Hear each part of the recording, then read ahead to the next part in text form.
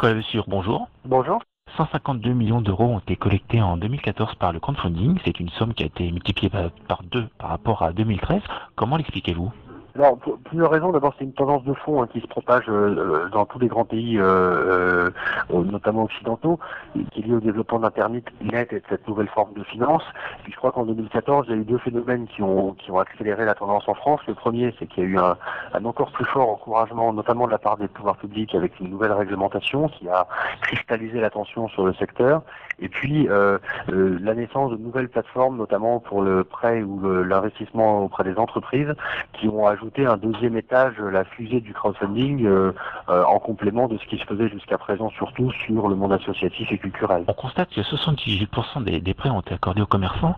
Justement, à quoi ont servi ces financements? Alors très souvent, les commerçants vont trouver en crowdfunding des financements qui vont leur permettre de faire, par exemple, des travaux d'aménagement du commerce, de rénovation. Ça peut être aussi parfois du BFR, de besoins à fonds de roulement, ou alors de l'achat de stocks ou de marchandises. Ça peut être un déménagement, tout type de financement très concret, j'allais dire, qui sont le quotidien des commerçants.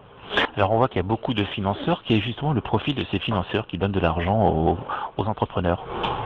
Alors les financeurs ont cette particularité, c'est que, alors bien évidemment ils gagnent toute la France, ça c'est l'effet Internet, de financer le plus possible d'entreprises, mais surtout ils ont une particularité, c'est qu'ils sont assez jeunes. C'est-à-dire que, par exemple sur Uniland, les financeurs ont pour la moitié d'entre eux moins de 40 ans et pour les trois quarts d'entre eux moins de 50 ans. Donc on a un vrai phénomène générationnel qui fait que ça correspond à une nouvelle génération, j'allais dire, d'épargnants ou de financeurs qui se sentent davantage concernés par ce qui se passe dans l'économie du quotidien.